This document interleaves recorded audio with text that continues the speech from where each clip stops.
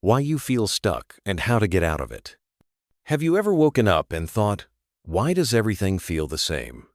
You drag yourself out of bed, scroll for a few minutes, maybe even force yourself into a routine. You go to work, talk to people, smile when needed, but deep down, you feel like you're walking through mud, heavy, slow, directionless. You're not lazy, you're not lost, but still nothing's really moving. It's like life is happening around you, not for you. You've done what they told you, worked hard, stayed patient, kept showing up. And yet, you're still here, in this strange, silent loop. But here's the truth. You're not broken. You're just stuck. And today, we're going to change that. One thought, one shift, one step at a time. So, why do you really feel stuck? It's not because you're incapable. It's because somewhere along the way, things got foggy. Maybe you've been moving, working, doing, showing up, but without any real direction. You wake up, push through the day, tick off tasks, but never feel closer to you. That's the first trap. A lack of clarity. You're walking, but don't know where you're going. Then there's fear, and not just fear of failure sometimes. It's fear of success. What if I try and mess up? But also, what if I actually make it and nothing changes? These invisible blocks live in the background, shaping your choices without you even noticing. And let's be honest, your mind is tired. Not because you're doing too much, but because you're thinking too much. Every decision turns into a debate. Every feeling becomes a question. This is mental fatigue. And it's silent, but powerful. And maybe you've gotten used to this, to playing it safe. You've survived so long in this okay zone. You've forgotten what growth even feels like. The comfort zone becomes a cage. And above all, the world is loud. Everyone's life is on display. You scroll, compare, scroll again, until your own voice disappears. The external noise becomes louder than your inner truth. Seneca once said, "If you don't know where you're going, every path feels wrong." And maybe that's where you are now. But awareness is the first way out. Being stuck doesn't always look dramatic. Sometimes it looks like lying in bed longer than you should, because there's nothing pulling you forward. It feels like staring at your screen, endlessly scrolling, not because you're interested, but because you're avoiding something you can't name. It's frustration without a target. Guilt without action.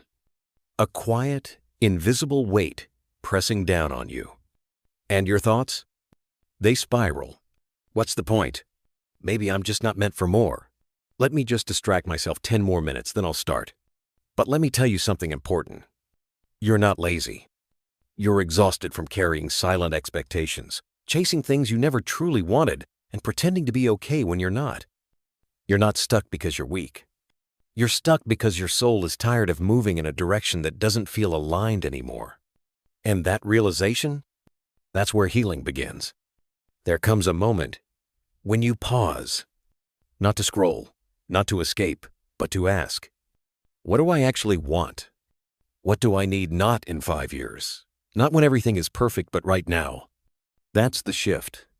It begins in silence, in asking better questions, and being honest with yourself even if the answer is, I don't know yet. You don't have to have it all figured out. But you do need to stop running from the discomfort of starting. So write it down. Not the big dream, just the next small step. Simplify. Choose clarity over chaos. Forget perfection. Forget the highlight reel. Because the truth is, progress beats perfection. Every time. Go for a walk. Write something down. Clean your space. Drink a glass of water. Because when you move your body, you shift your energy. And that shift creates momentum. Then rebuild who you are not by grand declarations, but by small, daily actions. Tell yourself, I'm someone who takes small steps every day. That's it. James Clear wrote, you don't rise to the level of your goals. You fall to the level of your systems. And maybe your first system is simply showing up for yourself again. Getting unstuck doesn't have to be complicated. Sometimes, the smallest actions create the biggest shifts. Start with a 5-minute rule. Just commit to doing something for 5 minutes. It could be anything: writing a sentence, stretching, or simply standing up.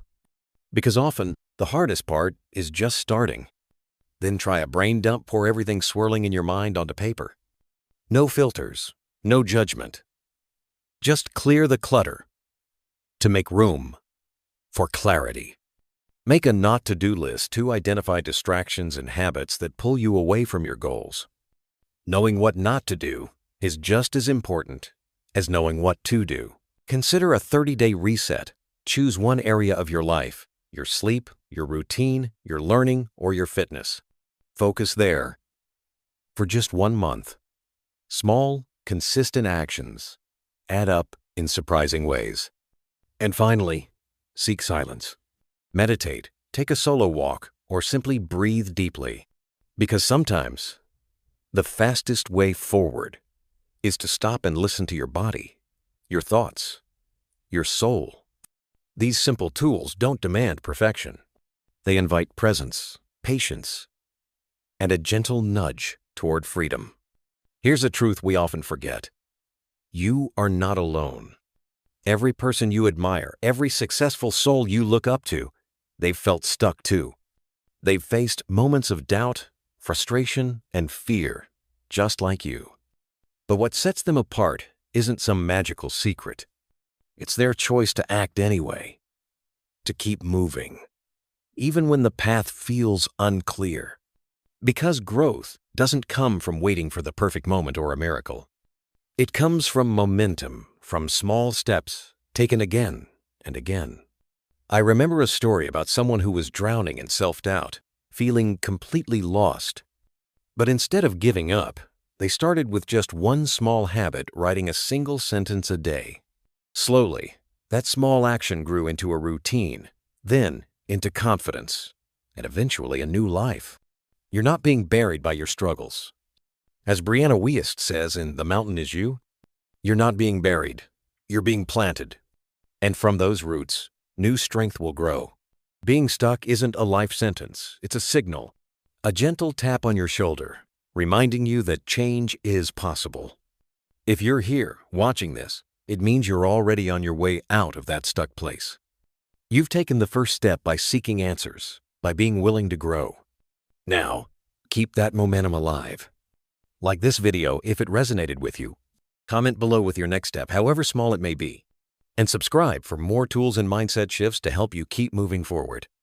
Your journey from stuck to free is just beginning.